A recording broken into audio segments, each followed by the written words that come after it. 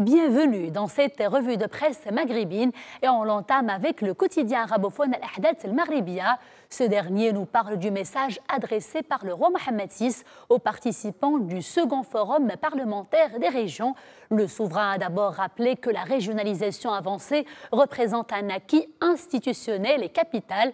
Le souverain a également mis l'accent sur cette nouvelle étape qui s'ouvre et qui exige de passer à la vitesse supérieure, celle de la concrétisation effective et efficiente de cette mutation historique. Le chantier est colossal. Il nécessite d'ailleurs l'implication de plusieurs acteurs, l'engagement des forces vives de la nation tout entière, a souligné le roi Mohammed VI. Et l'on enchaîne avec ce dossier sur les colonnes de l'hebdomadaire national Challenge. Le magazine s'intéresse ce vendredi à l'amnistie fiscale pour les résidents à l'étranger. On y lit, je cite, « Le fisc cherche depuis des années à élargir l'assiette fiscale en s'attaquant aux niches qui lui échappaient jusqu'à présent. Et c'est tant mieux pour le trésor public qui ne peut plus continuer à presser les contribuables traditionnels. » Le magazine fait savoir également que parmi les personnes qui ne participaient justement que très peu à l'effort fiscal de la communauté, figurent celles qui disposent de revenus de sources étrangères. Mais vu la diversité de cette population, le gouvernement de Saadi El-Athmani a opté pour une approche graduelle. C'est un dossier à lire sur la rubrique Entreprises et marchés de l'hebdomadaire Challenge. Nos confrères de Libération se penchent pour leur part ce vendredi sur le traitement réservé par les autorités algériennes aux migrants subsahariens.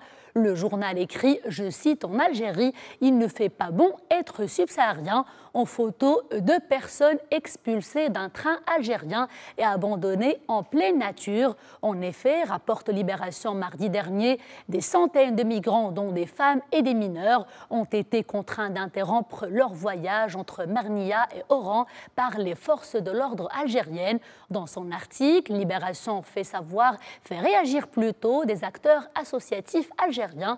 Ces derniers sont unanimes. Le traitement réservé aux migrants en Algérie voisine suscite la colère et l'indignation et il est temps que cela cesse.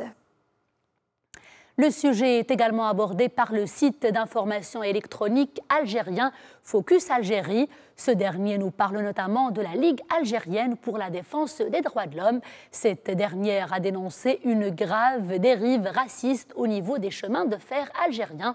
L'organisation déplore le fait que pour la première fois dans l'histoire de l'Algérie, les chemins de fer soient au cœur d'un scandale humanitaire. Focus Algérie revient en détail sur les faits. Les cheminots algériens ont été utilisés par les pouvoirs publics et cela pour transporter et expulser par la suite des personnes non grata aux yeux des autorités algériennes. Allez, on referme cette revue de presse maghrébine avec le quotidien tunisien L'Économiste maghrébin.